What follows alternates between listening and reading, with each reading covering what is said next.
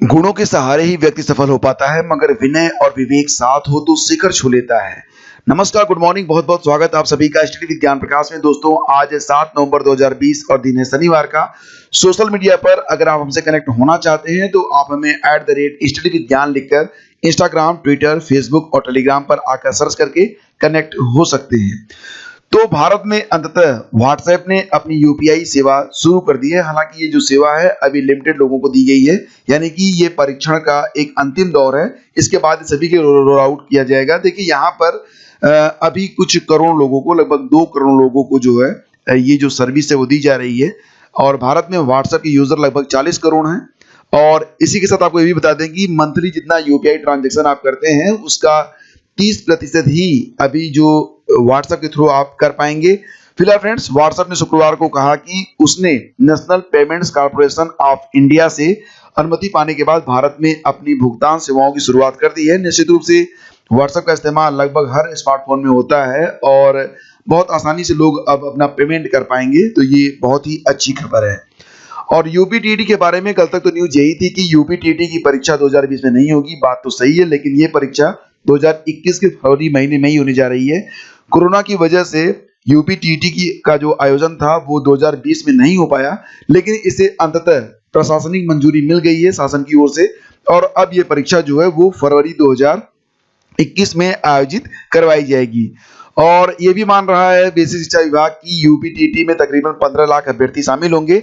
Basic शिक्षा राज्य मंत्री स्वतंत्र प्रभार डॉक्टर सतीश चंद्र द्विवेदी ने बताया कि यूपीटीटी में सफल अभ्यर्थियों की बड़ी संख्या के मद्देनजर इस परीक्षा के आयोजन के लिए कम से कम 3 महीने का समय चाहिए। इसलिए विभाग ने फरवरी में यूपीटीटी आयोजित करने का प्रस्ताव मुख्यमंत्री की मंजूरी के लिए भेजा था। अब फ्रेंड्स, यहाँ पर एक सवाल का जवाब मैं यहीं पर देना चाहूंगा। कुछ स्टूडेंट हैं जिन्होंने ये पूछा है कि जूनियर में जो शिक्षक भर्ती आने वाली है, क्या उसमें यूपीटीटी की आवश्यकता पड़ेगी? डेफिनेटली फ्रेंड्स, अगर आप जूनियर में शिक्षक बनना चाहते हैं 6, 7, 8 में, चाहे वो बेसिक स्कूल हो यानी कि फर्जी स्कूल हो या फिर स्ववित्त पोषित हो या फिर एडेड स्कूल हो, तो नियम तो सबके लिए एक ही रहते हैं, यानी कि आपको जूनियर टीटी को पास होना जरूरी है। अब यहाँ पर कल मैंने एक सवाल और भी पढ़ा था, एक किसी का कमेंट था, उसमें यह पूछा गया था कि सबसे पहले टीटी की परीक्षा होगी या फिर जूनियर की जो होने वाली परीक्षा है वो वाली होने वाली है, जिसमें लगभग 4500 के आसपास पद हैं।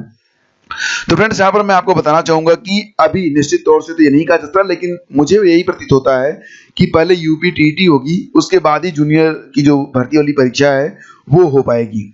और इसी के साथ आपको ये भी बता दें कि टीजीटी जीव विज्ञान के जो अभ्यर्थी हैं उनके लिए एक अच्छी खबर है। और खबर ये है कि टीजीटी जीव विज्ञान के लिए बहुत अधिक संभावना बन रही है कि उनके भी आवेदन वर्तमान में जो भर्ती चल रही है उसके साथ ही लिए जाएंगे। तो देखिए, यहाँ पर 5 नवंबर को एक मीटिंग हुई थी, लेकिन मीटिंग नहीं हो पाई थी। मीटिंग होने वाली थी लेकिन नहीं हो पाई थी। फिलहाल फ्रेंड्स, यहाँ पर मैं आपको पूरी खबर बताऊंगा ताकि आपको डिटेल में हर बात पता चल सके। तो यहाँ पर माध्यमिक शिक्षा सेवा चयन बोर्ड ने नई भर्ती से कर दिया है बाहर जीव विज्ञान को। सुप्रीम कोर्ट ने सभी तदर्थ शिक्षकों से आवेदन लेने का निर्देश दिया है, इसलिए हो सकता है और टीजीटी जीव विज्ञान के लिए खोलनी पड़ेगी भर्ती। तो ये पूरी बात आपके सामने है। इसमें ये लिखा गया है कि उत्तर प्रदेश माध्यमिक शिक्षा सेवा चयन बोर्ड ने टीजीटी और पीजीटी 2020 भर्ती में टीजीटी जीव विज्ञान को बाहर कर दिया है, लेकिन भर्ती समय से पूरी कराने के लिए चयन बोर्ड को टीजीटी बायो को शामिल करना होगा। संजय सिंह के मामले में सुप्रीम कोर्ट ने अगस्त में ही चयन बोर्ड को नई भर्ती में सभी तदर्थ शिक्षकों से भी आवेदन लेने का आदेश दिया था। चयन बोर्ड को खुद इस बात की जानकारी नहीं है कि प्रदेश के 4500 से अधिक सहायता प्राप्त माध्यमिक विद्यालयों में कितने तदर्थ शिक्षक कार्यरत हैं और किस किस विषय के को पढ़ा रहे हैं। ऐसे में जो तदर्थ शिक्षक टीजीटी जीव विज्ञान पढ़ा रहे हैं वे भी आवेदन से वंचित हो जाएंगे। यह सीधे तौर पर सुप्रीम कोर्ट के आदेश की अवमानना होगी और टीजीटी बायो विषय के तदर्थ शिक्षकों के कोर्ट जाने पर कानूनी अड़चनें बढ़ सकती हैं। चयन बोर्ड की अगले सप्ताह होने वाली जो बैठक है उसमें टीजीटी बायो के लिए ऑनलाइन आवेदन खोलने पर निर्णय हो सकता है। और सुप्रीम कोर्ट ने जुलाई 2021 के पहले भर्ती पूरी करने का निर्देश भी दिया है, यानी कि ये जो भर्ती है वो जुलाई 2021 से पहले पूरी हो जाएगी। मुख्यमंत्री योगी आदित्यनाथ ने भी भर्तियां समय से करने के आदेश दिए हैं। ऐसे में चयन बोर्ड भर्ती प्रक्रिया में किसी प्रकार की अड़चन नहीं चाहता है। तो टीजीटी बायो की भर्ती शुरू होने के 2 साल बाद निरस्त हो गई थी। 2016 का मैटर है। जैसा कि आप लोग जानते हैं कि जुलाई 2016 में अन्य विषयों के साथ टीजीटी बायो के 304 पदों पर भर्ती निकाली गई थी। जीव विज्ञान के लिए 67,000 से अधिक अभ्यर्थियों ने आवेदन किया था, लेकिन 2 साल बाद 12 जुलाई 2018 को टीजीटी बायो समेत 8 विषयों की भर्ती यह कहते हुए निरस्त कर दी गई थी कि ये विषय पढ़ाए नहीं जाते हैं। अब टीजीटी बायो के अभ्यर्थियों ने याचिका की, जिस पर हाई कोर्ट ने 13 फरवरी 2020 को चयन बोर्ड के निर्णय को निरस्त करते हुए लिखित परीक्षा कराने का आदेश दिया था, लेकिन उसके तकरीबन 9 महीने बीतने के बावजूद परीक्षा की जो तारीख है वो घोषित नहीं हो सकी है। तो ये एक अच्छी खबर है कि टीजीटी जो विज्ञान भी इस बार की भर्ती में शामिल होने जा रहा है या हो सकता है। और फिलहाल फ्रेंड्स यहाँ पर बात हो रही है कला विषय के बारे में। तो टीजीटी पीजीटी 2020 की भर्ती में कला विषय का मामला है। ये यूपी बोर्ड मुख्यालय में बीएफए एमएफए वालों का प्रदर्शन हुआ है। सचिव को ज्ञापन देकर विसंगति दूर करने की मांग की गई है। माध्यमिक शिक्षा सेवा चयन बोर्ड ने निकाली है शिक्षक भर्ती। तो यहाँ पर यह कहा जा रहा है कि 100 साल पुराने नियमों के विरोध में प्रतियोगी छात्रों ने शुक्रवार को यूपी बोर्ड मुख्यालय में प्रदर्शन किया। Bachelor of fine arts, master of fine arts और बीए पेंटिंग जैसी उच्च योग्यता रखने वाले अभ्यर्थियों ने इंटर स्तर की योग्यता के आधार पर चयन प्रक्रिया शुरू करने को लेकर सवाल उठाए हैं। सचिव यूपी बोर्ड को ज्ञापन देकर पुराने नियमों को संशोधित करने और उसके अनुरूप भर्ती करने की मांग की है। अभ्यर्थियों का कहना है कि 4 साल प्रोफेशनल कोर्स करने का क्या फायदा जब शिक्षक भर्ती में इंटर योग्यता वालों को अवसर देना है। 2020 में इंटरमीडिएट शिक्षा अधिनियम 1921 मान्य क्यों है? लाहौर के मेयो स्कूल ऑफ आर्ट्स की टीचर सीनियर सर्टिफिकेट का आजादी के 73 साल बाद शैक्षिक कर्ता में शामिल होना चिंता का विषय है। कला विषय पूर्णतया प्रायोगिक है। इसमें चयन के लिए प्रायोगिक परीक्षा की व्यवस्था नहीं होने से अन्य विषयों के जो विद्यार्थी हैं इसका अनावश्यक लाभ उठाते हैं। सीबीएसई और सीआईएसई जैसे बोर्ड जहां प्राविधिक कला कोर्स में नहीं है, वहां के छात्र कैसे आवेदन करेंगे? प्रतियोगी छात्रों ने सचिव यूपी बोर्ड देविकांत शुक्ला को ज्ञापन देकर विषय संबंधी जो विसंगति है उसे दूर करने की मांग की है। तमाम जो प्रदर्शनकारी थे उनमें मुख्य रूप से ये नाम शामिल है। तो ये बात रखी गई है। और इसी के साथ आगे बढ़ते हैं। सीएचएसएल के लिए ऑनलाइन आवेदन शुरू हो गए हैं और इसमें जो है lower division clerk, postal assistant, data entry operator के पदों पर भर्ती होती है। फिलहाल फ्रेंड्स अभ्यर्थी जो है वो 15 दिसंबर तक ऑनलाइन आवेदन कर सकते हैं। आवेदन के लिए परीक्षा शुल्क जमा करने की लास्ट डेट 17 दिसंबर रखी गई है। और टीयर 1 की जो परीक्षा होगी वो कंप्यूटर बेस्ड होती है। 12 से 27 अप्रैल 2021 के बीच में होगी। आयोग की ओर से कहा गया है कि दूसरे चरण की जो परीक्षा होगी उसकी डेट बाद में डिक्लेयर की जाएगी। अभ्यर्थी जो है वो ssc.nic.in पर जाकर ऑनलाइन आवेदन कर सकते हैं। आवेदन के लिए जो शैक्षिक योग्यता है वो इंटरमीडिएट है। उम्र सीमा 18 से 27 वर्ष है। कुछ विषयों के लिए जो शैक्षिक योग्यता है वो इंटरमीडिएट विद मैथमेटिक्स रखी गई है। तो ये है पूरी कंप्लीट इंफॉर्मेशन। अगर आप क्राइटेरिया पूरा करते हैं, थोड़ी सी मेहनत करते हैं, तो एक शानदार नौकरी आप भी ले सकते हैं। और फिलहाल आपको बता दें lower division clerk, junior secretariat assistant, postal assistant और इसी के साथ एसए यानी कि sorting assistant, data entry operator और data entry operator grade A, DEO grade A के लिए इसमें जो है भर्तियां की जाती हैं।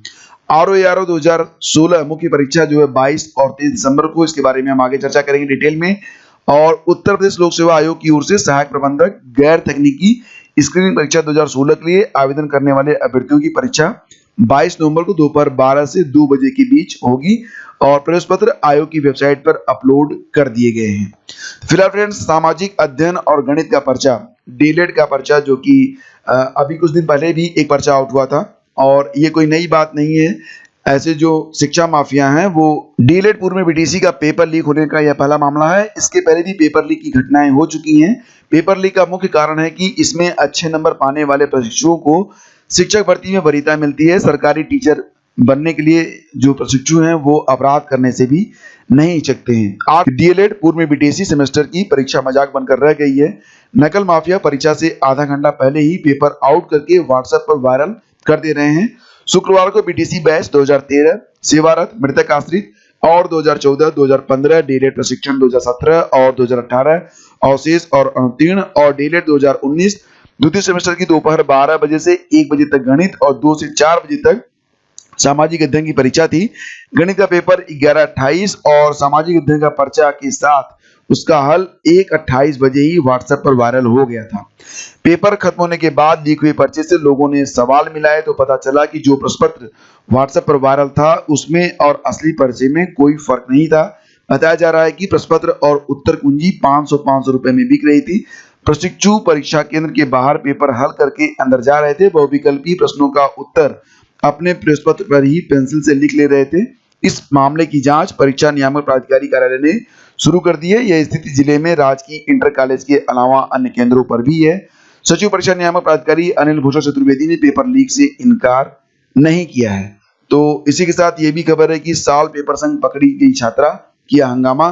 तो ये खबर भी आप यहाँ पर पढ़ सकते हैं कि डीएलएड सेकंड सेमेस्टर गणित की परीक्षा के दौरान न्यू एंजल्स स्कूल में एक छात्रा सॉल्व पेपर के साथ पकड़ी गई। कक्ष निरीक्षक के साथ छात्रा ने हाथापाई की और स्कूल परिसर में जमकर हंगामा भी किया। पर्यवेक्षक ने छात्रा की प्रथम उत्तर पुस्तिका को सॉल्व पेपर के साथ सील करके इसकी सूचना डायट प्राचार्य को भेज दी है। फिलहाल फ्रेंड्स खबर यह है कि लोक सेवा आयोग के सचिव को साधारण डाक से खत भेजकर धमकी दी गई है। खत में लिखा है कि अगर पीसीएस 2018 का रिजल्ट फिर से घोषित नहीं किया गया तो सपरिवार जान से मार दिए जाएंगे। सचिव ने इस प्रकरण में सिविल लाइंस थाने में अज्ञात के खिलाफ गाली गलौज और धमकी देने की एफआईआर दर्ज कराई है। लोक सेवा आयोग के सचिव जगदीश की शिकायत पर सिविल लाइंस थाने में दर्ज एफआईआर के मुताबिक 12 अक्टूबर 2020 को साधारण डाक से लोक सेवा आयोग को एक पत्र प्राप्त हुआ था जिस पर किसी का हस्ताक्षर नहीं था। पत्र के लिफाफे पर प्रेषक के रूप में भ्रष्टाचार मुक्ति मोर्चा प्रयागराज अंकित है। इस पत्र में सचिव और चेयरमैन को पीसीएस 2018 का रिजल्ट फिर से घोषित न करने पर सपरिवार जान से मारने की धमकी दी गई है। सचिव ने इस प्रकरण को संज्ञान में लेते हुए एसएसपी को अवगत कराया। एसएसपी ने जांच के बाद सिविल लाइंस थाने में एफआईआर दर्ज करने का आदेश दिया। सिविल लाइंस पुलिस रिपोर्ट दर्ज कर जांच कर रही है। पुलिस को डाक विभाग से पता चलेगा कि यह खत किसने भेजा था। सीसीटीवी फुटेज से इसमें मदद मिल सकती है। फिलहाल फ्रेंड्स अगली खबर है कि 31,277 शिक्षक भर्ती के नवनियुक्त शिक्षकों का ओरिएंटेशन कार्यक्रम जो है वो 16 से 30 नवंबर के बीच होगा और शिक्षकों को बैच बनाकर प्रशिक्षण दिया जाएगा। डायट में 25-25 शिक्षकों का बैच बनाकर हर दिन में 2-2 बैच को प्रशिक्षण दिया जाएगा और प्रशिक्षण कार्यक्रम का जो संचालन होगा सुबह 9:30 से 5 बजे के बीच किया जाएगा। और यहाँ पर जो 31,277 शिक्षक भर्ती में जो नियुक्ति मिली है उसमें मात्र 28,320 लोगों ने ही जो है मतलब नियुक्ति को लिया है। मतलब नियुक्ति तो दी गई लेकिन नियुक्ति लिया नहीं। तो यहाँ पर 28,320 शिक्षक ही नियुक्त हो पाए हैं। 1,000 अभ्यर्थी ऐसे हैं जिनके प्रमाण पत्रों में कुछ गड़बड़ियां हैं, इन पर शासन निर्णय लेगा। 2,000 के लगभग अभ्यर्थी कार्यभार ग्रहण करने पहुंचे ही नहीं। इनमें कुछ ऐसे अभ्यर्थी हैं जो 59,500 शिक्षक भर्ती में चयनित थे लेकिन बेहतर जिले की ख्वाहिश में 69,000 शिक्षक भर्ती में आवेदन किया था। इन्हें विभाग ने समकक्ष परीक्षा के कारण अनापत्ति प्रमाण पत्र नहीं दिया था। वहीं आशंका है कि कुछ अभ्यर्थियों के प्रमाण पत्र फर्जी भी हो सकते हैं, इसलिए वे काउंसलिंग में शामिल नहीं हुए। 16 से 30 नवंबर तक 2 पालियों में ओरिएंटेशन कार्यक्रम डायट पर 2-2 दिन चलाया जाएगा। तो फ्रेंड्स यहाँ पर एक अच्छी बात ही है कि अगर सभी पदों को भरा जाएगा तो जो लोग नहीं शामिल हुए हैं उनके पदों पर जो लो मेरिट के अभ्यर्थी हैं उनको नियुक्ति मिल सकेगी। और आरओ की जो परीक्षा है 2016 वाली उसकी मुख्य परीक्षा के लिए ऑनलाइन आवेदन शुरू हो गए हैं और ये परीक्षा 22 और 23 दिसंबर को होगी। फिलहाल फ्रेंड्स यहाँ पर पूरी खबर ये है कि अगर आपने मुख्य परीक्षा के लिए आवेदन करना है यानी कि प्री आप पास आउट हो चुके हैं तो इस समय आयोग की वेबसाइट के होम पेज पर आरओ की मुख्य परीक्षा 2016 का लिंक अवेलेबल है। आप जाइए वहां पर और ध्यान से पढ़िए। बहुत सारे डॉक्यूमेंट्स हैं उसको ऑनलाइन फिल करना है, उसका प्रिंट आउट लेना है और प्रिंट आउट को जो है संलग्नकों के साथ यानी कि जो नेसेसरी डॉक्यूमेंट्स हैं उसको लगाकर आयोग को प्रेषित भी करना है। और ये सारी चीजें जो हैं वो 1 दिसंबर 2020 तक शाम 5 बजे तक आपको कंप्लीट कर लेना है। और आयोग के नाम से जो आपको भेजना है सारे डॉक्यूमेंट्स वो पंजीकृत डाक या व्यक्तिगत रूप से आप आयोग के गेट नंबर 3 पर जमा कर सकते हैं। तो फ्रेंड्स ये थी आज की सारी अपडेट्स। एक छोटी सी अपडेट और आपको दे देता हूं कि कक्षा 9 में रिक्त स्थानों प्रवेश हेतु ऑनलाइन आवेदन नवोदय विद्यालय जो है आमंत्रित कर रहा है। 15 दिसंबर लास्ट डेट है तो आपको ये मैं सूचना दे रहा हूं और ये नोटिफिकेशन आपको मिल जाएगा हमारे टेलीग्राम चैनल पर navodaya.gov.in। अगर आपके घर में कोई बच्चा है जिसको आप नवोदय विद्यालय में पढ़ाना चाहते हैं तो ये जानकारी आपके लिए काम की हो सकती है। फिलहाल हमारा जो 2 ग्रुप है टेलीग्राम पर, एक तो स्टडी विद ज्ञान प्रकाश, इसके लिए आप हमें @स्टडी विद ज्ञान प्रकाश लिखकर सर्च करें। दूसरा है टीजीटी पीजीटी स्पेशल ग्रुप, तो ये ग्रुप है, इसके लिए आप टीजीटी पीजीटी 2020 लिखकर सर्च करें और इन दोनों ग्रुप से आप कनेक्ट हो जाएं, जहां पर आपको बहुत सारी हेल्प दी जा रही है। Thank you so much, have a great day, जय हिंद।